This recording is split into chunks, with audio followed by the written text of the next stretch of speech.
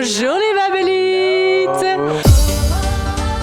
On est de retour dans les mêmes tenues. Exactement. Avec la même vibe pour la partie 2. Partie 2 de nos papotages. Donc on vous laisse regarder ça. Et en fait, ouais, on a tellement voulu pousser le délire qu'on s'est rhabillé pareil. On n'a pas du tout tourné tout ça la même journée. On est plein de ferait pas ça en fait. L'histoire ne s'arrête pas quoi. Vous allez avoir des surprises et tout, vous verrez, ça va être incroyable. Ah, on commence. Attends, les bouts de papier. Y a plus là? Non, s'il y en a. Okay. Alors, les buffets à volonté. Moi j'ai une position ferme. Ah ouais, vas-y, commence. Moi je suis 100% contre. Contre les buffets à volonté, Arrête. tout comme je suis contre les croisières. Pour moi, c'est comme une croisière. Attends. Là, on va pas s'entendre. Laisse-moi t'exposer mon fil d'Ariane. Gâchis, cher, intoxication alimentaire, surmangeage, qualité de merde. Des gens qui meurent, t'as dit? Sale, non. Ah ok. Non, j'ai dit intoxication alimentaire. Elle voulait du sang, man. Non, je sais pas, Sale. je trouve que c'est trop américain déjà. Ouais. Et c'est trop genre la commodification de ta tout là. Putain, je vais manger tout ce qui est dans la table. Alors que non en fait. Moi je vois ça comme les gros gloutons en Égypte. Tu vois ce que je veux dire? Dans l'époque antique ou même Louis XIV genre. Quand il avait. T'es ultra puritaine. C'est quoi cette évangéliste de fou genre les gros gloutons? Elle est là, genre c'est le début de la fin en fait, c'est le début du jour du jugement dernier. Elle a réuni tous les 7 péchés capitaux et tout. Genre, Ouais, vraiment, peut-être que c'est ça, peut-être que c'est mon éducation semi-catholique qui me fait dire ça. Ah, de fou. Mais je trouve ça trop choquant en fait dans l'amalgamation de trucs. Marche sur ta route car elle n'existe que par tes pas. Saint-Augustin. Oh la gloutonnerie. Déjà je vous ai senti maïotique tout à l'heure, là je vous cite Saint-Augustin, désolé mais je suis un asset pour ce podcast en fait. Voilà, j'ai dit tout ce que j'avais sur le cœur. Moi je trouve que ça me fait un peu le même effet que quand t'as les ricains qui boivent 1,5 litre de coca pour aucune raison genre. Bon, moi je suis entre les deux donc je vais laisser Louis et après je pourrais donner mon avis, je rends le pas mic, d'opinion. Allez Louis. Là c'est chaud pour défendre contre ça. Non, t'as entièrement raison. Déjà, je vais commencer comme ça. T'as entièrement raison, mais moi, les buffets à volonté, je trouve que c'est le moment où justement t'es une merde et t'assumes. Tu vois, moi j'y vais en mode défi. Je vais Défi gloutonnerie. tout défoncer et encore, ouais. C'est jamais bon en plus. Non, c'est pas bon, mais c'est le truc de. Est-ce que t'as de la volonté en fait? Ah ouais, c'est dépassement de soi. Ouais, mais voilà, c'est le truc de justement, moi j'y vais comme un gros porc quoi, tu peux le dire. Ouais. Grosse Une porcasse. anecdote. Oui, on était allé j'étais à l'anniversaire d'un pote et on était que des mecs autour de la table et c'était un moment un peu fou où j'ai trouvé que c'était un peu une sorte de nouvel alcool un peu chelou. Infirmière, il s'est enfui. Pas bien lui. Et on mangeait et il y avait un truc où on était tous genre fulfilled as men. Et on était, moi je le vends super mal, Vas-y. mais ouais je sais pas, ça a libéré la parole, on était super contents d'être là et de juste être Des hommes quoi, des hommes de caverne. Qui se nourrissent, voilà, mais moi je trouve ça, bon c'est horrible hein, c'est de la merde et tout, mais bon moi je kiffe. Ça me fait penser à l'époque de Dickeneck, je sais pas si vous aviez Dickeneck, un humoriste belge. Il faisait beaucoup ce genre de sketch avec une abondance de bouffe qui te rend un peu bourré, même limite orgie, même si il y avait un clip de Vald aussi qui était comme ça et ça, je sais pas, ça m'angoisse, j'aime pas. Il y a un film comme ça où genre c'est juste ils mangent comme des gros porcs et c'est dégueulasse et tout. Ouais. Mais en fait, Louis, ce que tu viens de décrire, désolé, mais t'as juste décrit genre l'euphorie, l'addiction, la drogue. Hein. C'est juste. Ouais, mais je sais. C'est un high en fait. Je sais, mais c'est un high. Et c'est la peur du manque qui est annihilée. Tu vois. Et ça, je kiffe. Moi, ma phobie, c'est de manquer. Tu vois. Mais fais attention parce que c'est terrain glissant là, ton truc.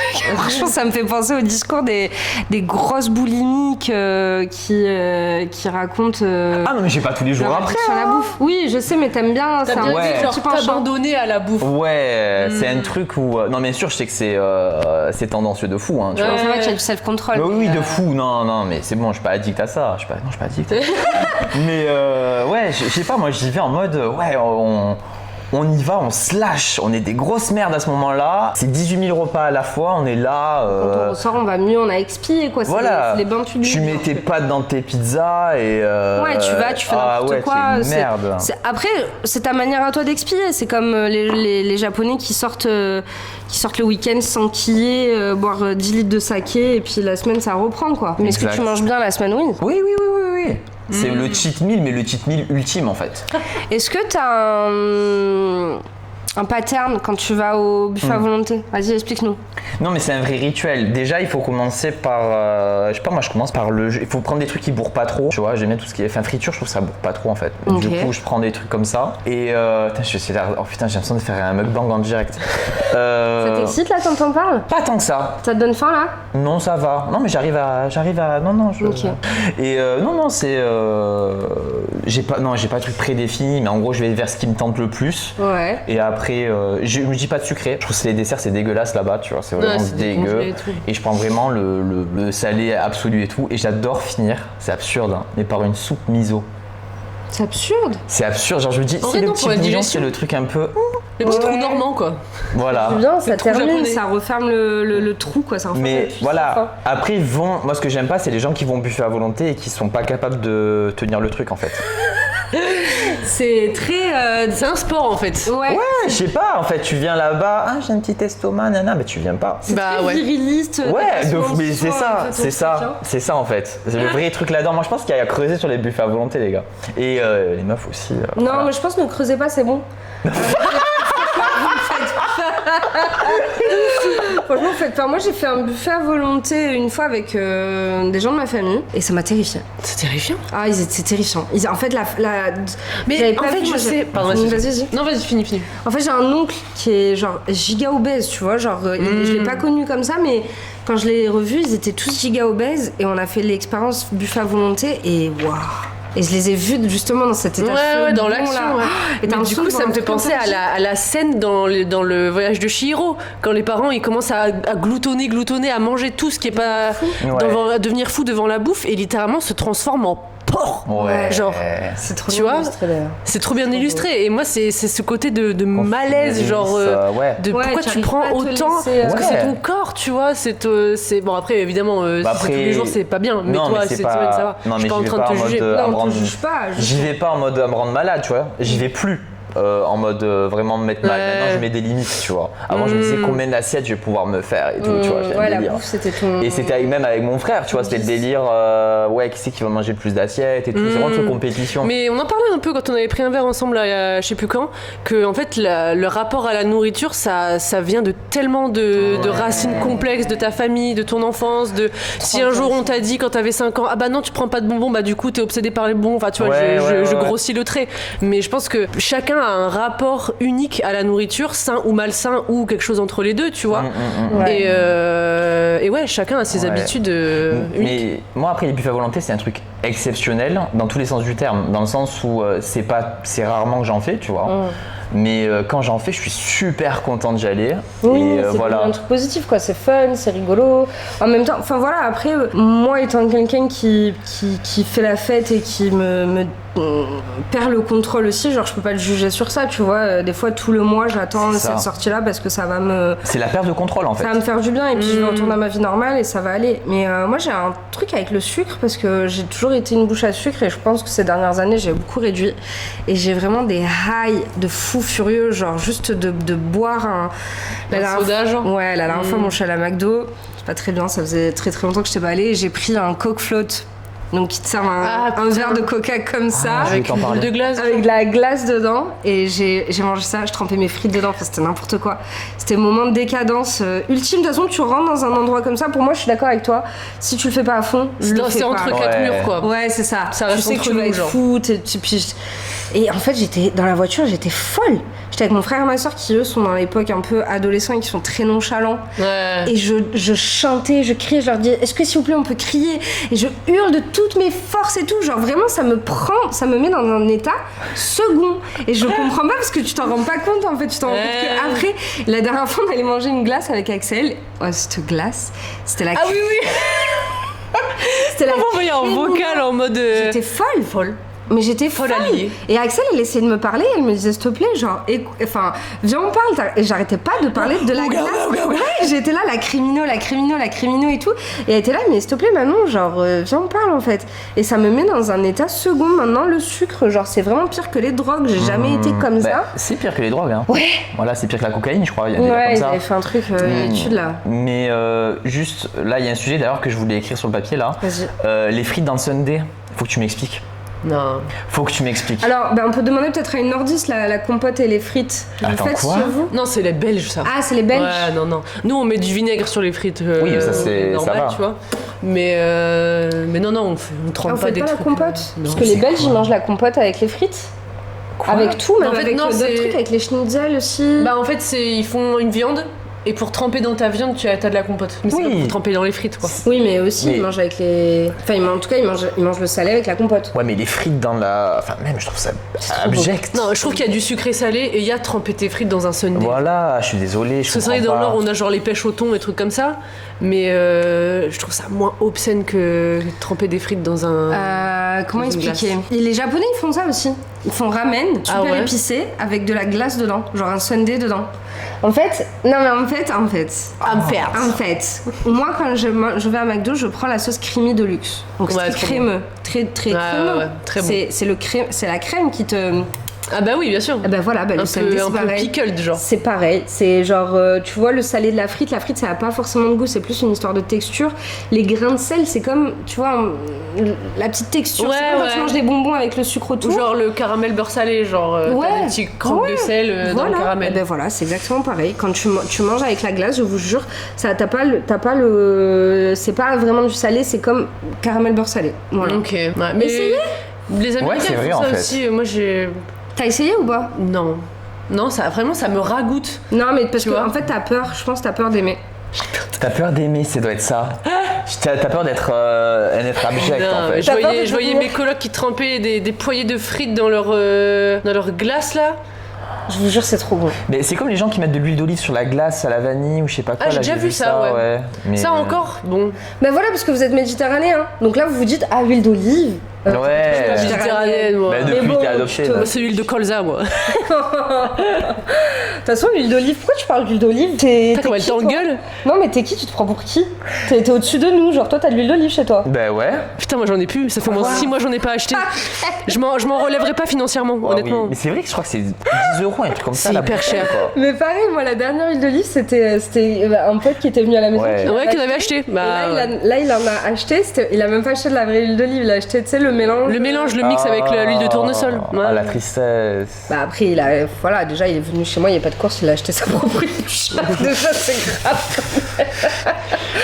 Mais non, l'huile d'olive, c'est... Et même, je suis allée chez ma mère, là, parce que ma mère, elle est revenue en France, elle habite à l'étranger pendant au moins 10 ans. Et la dernière fois, on était au téléphone, et je lui disais, ouais, je suis en train de faire les courses, et j'ai envie de faire une sauce César. Et elle me dit, mais non, mais achète juste de l'huile d'olive et du vinaigre et tout. Et je lui ai dit, maman, là, t'es pas revenue en France, tu vas serrer sur le prix de l'huile d'olive. Genre, Ouais. là, je suis au magasin, la moins chère, elle est à 8 € et c'est la petite bouteille, tu sais. Ouais. J'étais Ouais. au Spar, tu vois. Ah oui, mais ouais. Et là, en fait, je suis allée chez elle et j'ai vu la bouteille à côté là, des épices et c'était une bouteille d'huile de colza. Bah ouais. Et elle a même pas osé acheter de l'huile Trop d'olive grave, encore. c'est trop Ouais. grave. Je me demande si peut-être dans les marchés, genre à Noailles ou quoi, c'est peut-être moins cher. Je sais pas, Ouais. faudrait que j'aille voir. La prostitution. Oh putain. Est-ce que tu vas nous faire la même tirade Alors, là, conservatrice? regarde-moi Moi, du coup. j'ai pas grand chose à dire, donc je vous laisse y aller. Bah, en fait, clairement, c'est un sujet méga complexe et tabou que je connais trop mal en fait pour juger. Ouais, on va dire que de la merde de toute façon. On va dire que de la merde. En fait, j'essaie de mesurer mes mots parce que il y a tellement d'ambivalence. Ça a toujours existé déjà, depuis la nuit des temps, littéralement, le métier le plus vieux du monde. Hein, c'est comme ça qu'on voilà. l'appelle, ouais. Moi, donc la prostitution, c'est un peu vague. T'aurais peut-être dû orienter le truc, mais Ouais, c'est pour ça aussi que c'est dur de. on peut parler de la prostitution et actuelle et toutes les formes qu'elle prend. Je pense que de penser que la prostitution c'est une libération, ce qui a beaucoup été le discours des nouvelles féministes, de dire non mais le travail du sexe ça peut être un truc ultra positif et nanani nanana. Pourquoi pas, ça pourrait l'être si on était réellement libre et libérée et indépendante financièrement. Ça pourrait l'être parce qu'effectivement quand tu y penses, OnlyFans en soi c'est pas si mal, tu travailles de chez toi et tout. Alors certes il y a des femmes qui le font et ça reste un truc sain. Elles arrivent à garder le contrôle sur leur propre argent et à trouver cette indépendance. Mais malheureusement, étant donné qu'on vit dans un système qui est totalement inégalitaire et totalement basé sur le profit et l'accumulation, ça devient un truc dégueulasse. Et en fait, ce truc qui était censé être un truc libérisant, genre tu t'inscris, t'as ton propre truc, en fait c'est devenu un réseau de proxénétisme où t'as des fils de pute. On peut prendre l'exemple d'Andrew Tate qui a genre littéralement vendu des cours sur comment créer ton harem et faire de l'argent. OnlyFans Management, là je sais pas quoi. Du proxénétisme, genre ouais, OnlyFans Management c'est devenu le truc en fait. Parce que au début c'est super, donc les femmes qui se sont mises sur le Faut bif. voir comment ils en parlent, hein. Vraiment des commodités quoi. Les meufs c'est des commodités. Hein. C'est ça. Rien de plus. Et au début les femmes qui se sont mises sur le truc et qui ont réussi à tout faire d'elles-mêmes, ok ça roule pour elles. Par contre celles qui arrivent plus tard quand le réseau il est saturé, elles se retrouvent dans les mains des prédateurs et qui leur proposent des deals, des managements un peu comme on fait des managements avec les influenceuses, sauf que là c'est pas juste de l'influence, c'est quelque chose qui prend toute ta vie parce que quand tu te mets dans le travail du sexe, tu renonces à une énorme partie de tes libertés, je pense. Après, je sais pas. Hein, puis après, pour retrouver un taf et tout, retrouver un taf, ta famille, tu peux couper des liens avec ta famille. Parce qu'encore une fois, c'est une question de système, c'est une question de société. Dans une société utopiste où on est dans une matriarchie, où les hommes respecteraient les femmes de A à Z, enfin voilà, oui, la prostitution, ça pourrait libérer les femmes. Mais en fait, tant qu'il y aura des hommes qui sont dans l'équation et qui sont là pour faire du profit et qui sont là pour abuser de la naïveté de certaines meufs, etc. Bah en fait, ça les arrange bien qu'il y ait une libération. Ça les arrange trop en fait. C'est pour ça, moi c'est ça qui est mon côté, enfin mon avis ambivalent sur la prostitution, c'est que sur le papier, la prostitution par une femme qui choisit de devenir travailleuse du sexe, qui se libère à travers ça, etc. Oui, mais il y a quand même les hommes qui viennent dans l'équation et qui rendent le truc dégueulasse. Bien sûr. Et que même si tu es indépendante dans ton taf, ta relation avec les hommes, elle va en être impactée. Tu vas être vue comme moins bien. On va moins te faire confiance. On va se permettre des choses qu'on se permettrait pas avec quelqu'un qui serait pas une travailleuse du sexe. Même si tu peux être la femme la plus vertueuse du monde, un homme trouvera toujours le moyen de te manquer de respect, etc. Mais en fait, ça prend tellement de formes. Et puis bah, t'es pas en sécurité. C'est clair. Outre OnlyFans et le travail du sexe virtuel, si on parle du travail du sexe réel, étant donné que c'est pas décriminalisé, et ben les keufs ne te protègent pas, tu n'appelles pas les keufs, tu t'es tout le temps en insécurité en fait, c'est ultra dangereux, c'est le truc le plus dangereux. Puis les maladies, les mecs qui refusent de mettre des capotes, etc. Qui viennent pour te faire du mal, ça a jamais été profitable pour les femmes, peut-être dans certaines sociétés ou dans certains trucs, mais en tout cas, pour moi la prostitution c'est un faux truc positif pour l'instant. Et je suis pas contre le travail du sexe, je trouve ça trop stylé que ça existe et que ça puisse aider certaines personnes, les personnes handicapées, les personnes qui ont des problèmes à développer des relations, les personnes qui ont besoin d'affection. Qui est pas dans la norme, entre guillemets aussi. Effectivement, qui peuvent se sentir en sécurité avec des femmes. Il y a même des hommes qui le font juste pour passer du temps avec des gens. Mais le monde est trop dangereux, le monde est trop méchant, le monde est trop pour que le travail du sexe soit wouhou, c'est génial, je suis trop libérée, c'est la libération. Et de le promouvoir comme une option viable pour vivre. C'est qu'à un moment, il y avait un truc aux États-Unis où ils faisaient la pub, tu sais, des sites de Sugar Daddy pour financer vos études, trouver vos Sugar Daddy et tout. Mais quoi ?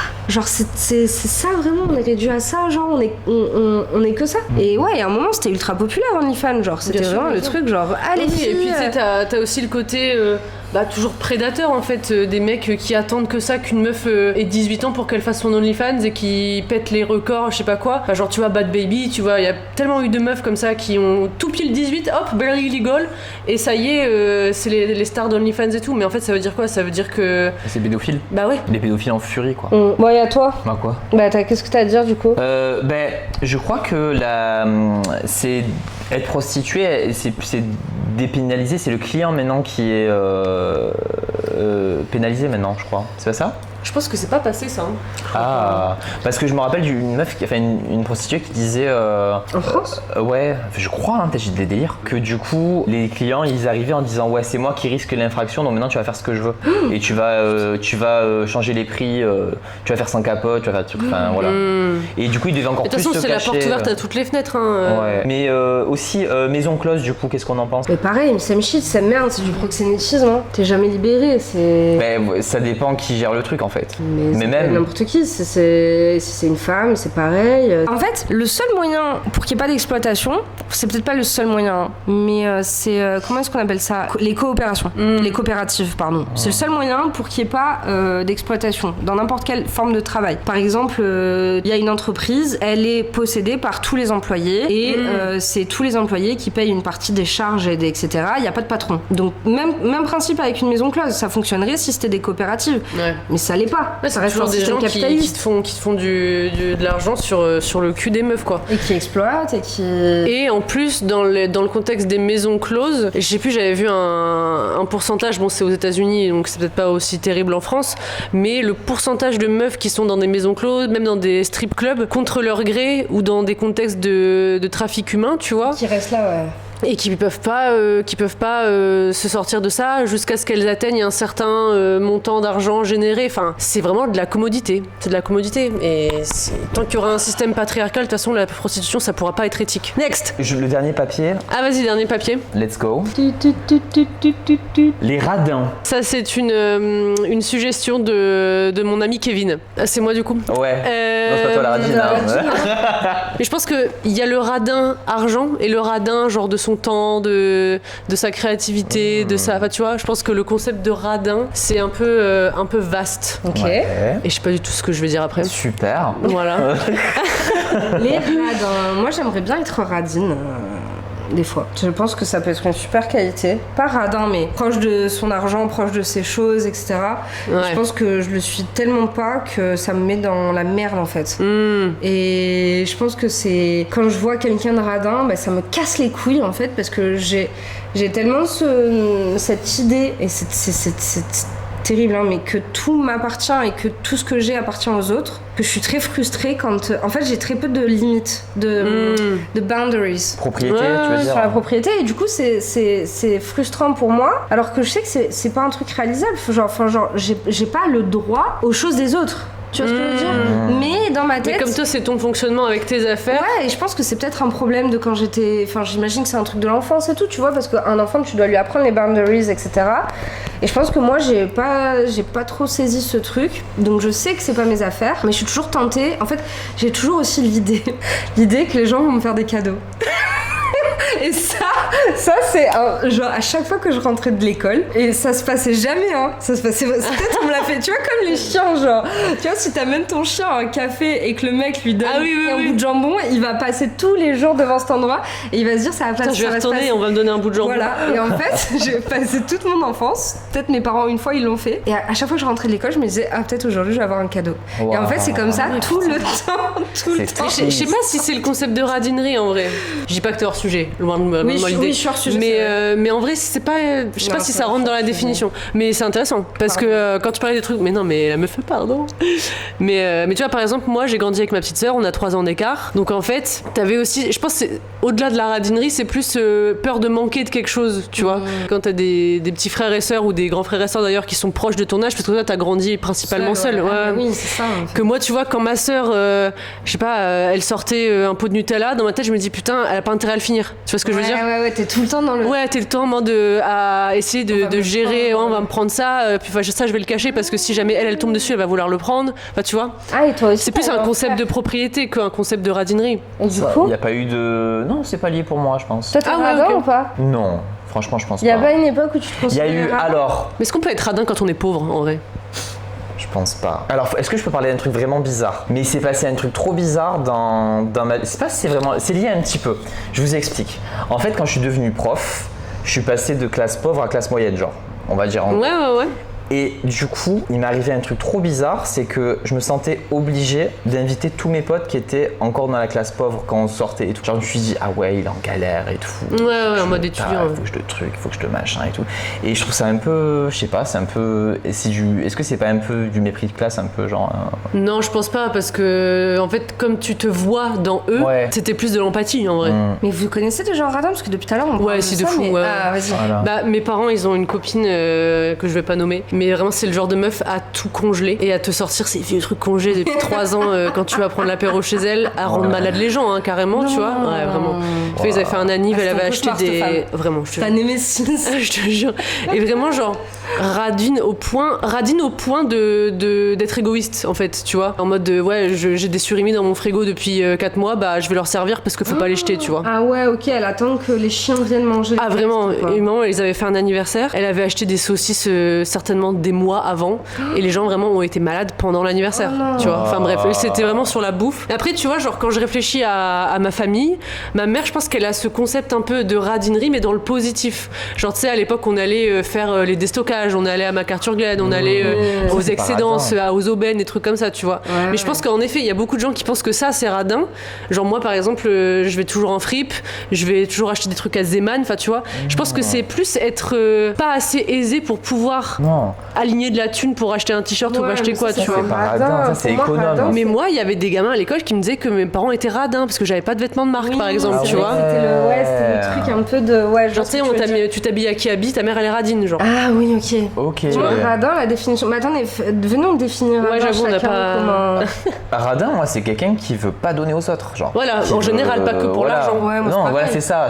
Ça dépasse l'argent pour moi. Oui, pour moi aussi. Ouais, moi, c'est pareil, que tu veux pas te donner à toi-même, y a pas de souci, tu fais ce que tu veux avec ton argent pour toi-même, mais que tu veuilles pas donner aux autres, c'est-à-dire radin de ton temps, radin de ta créativité, de ton altruisme, enfin tu vois. Et je pense que par définition, une personne radine, elle est avec elle-même aussi. Ouais. Oui, c'est égoïste en fait. Dans le sens, tu vois, il se prive, ah non, ça coûte trop cher, ah non, je sais pas quoi, enfin, je vais pas l'inviter, je vais pas machin, je sais pas. Parce que les riches, ils sont radins avec les autres, mais pas avec eux-mêmes, tu vois.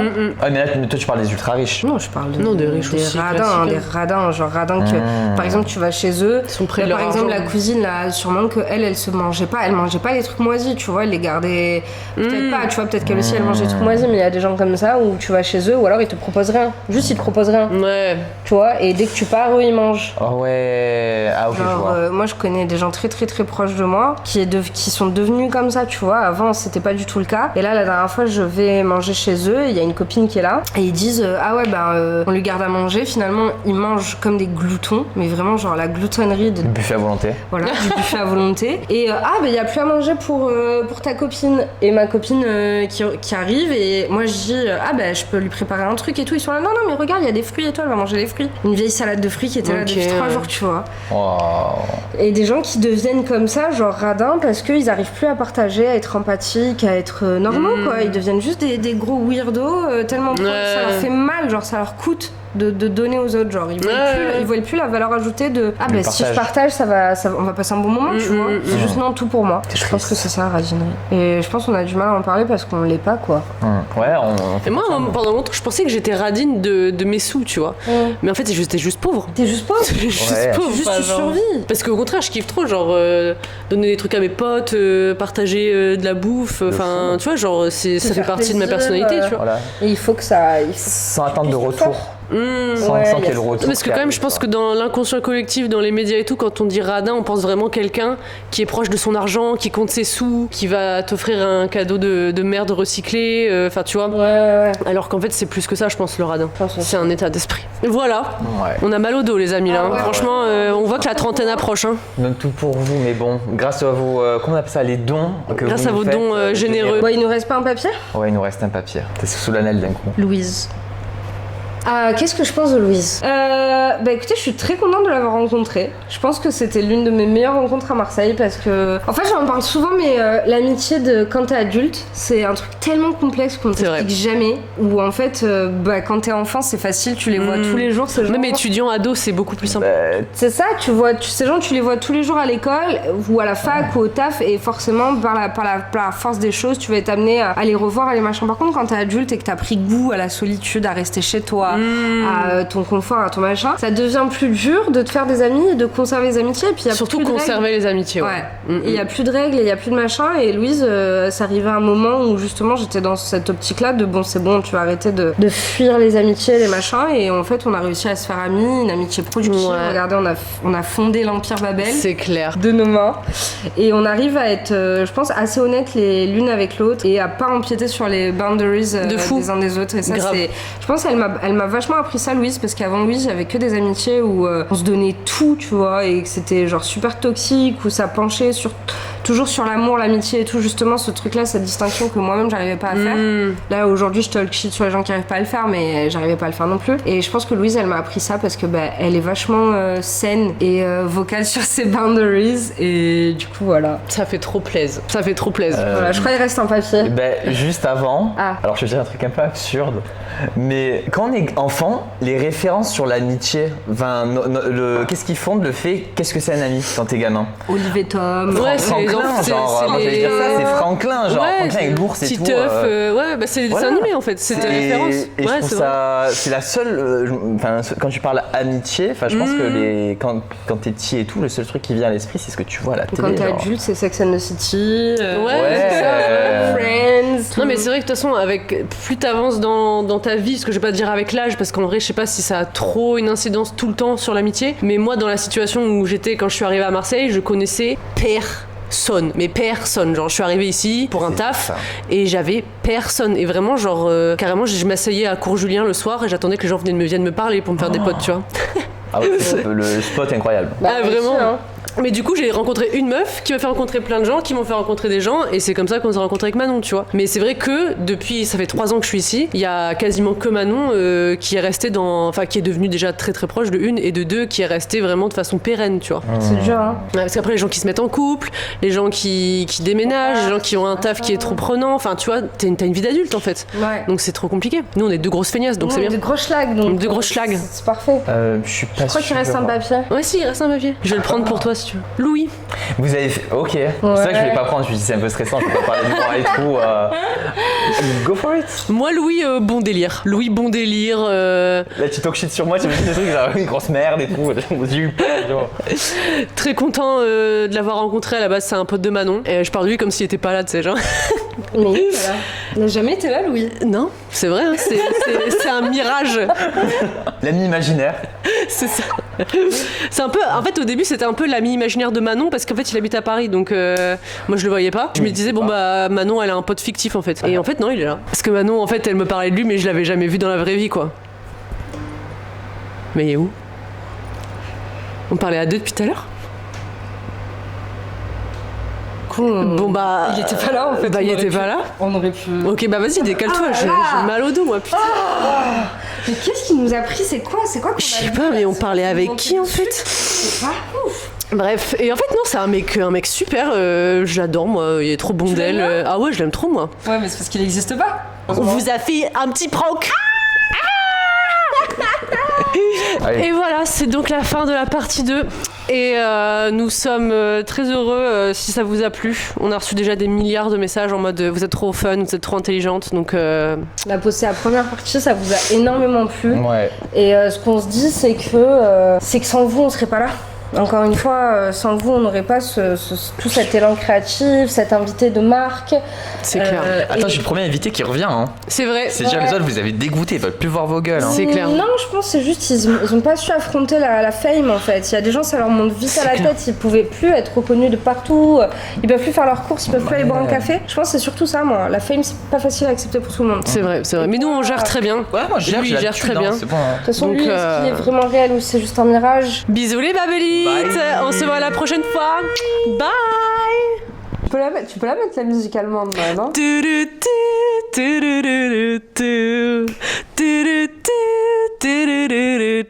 And it goes. Je pense que c'est bien, c'est l'outro. Ouais, c'est bien.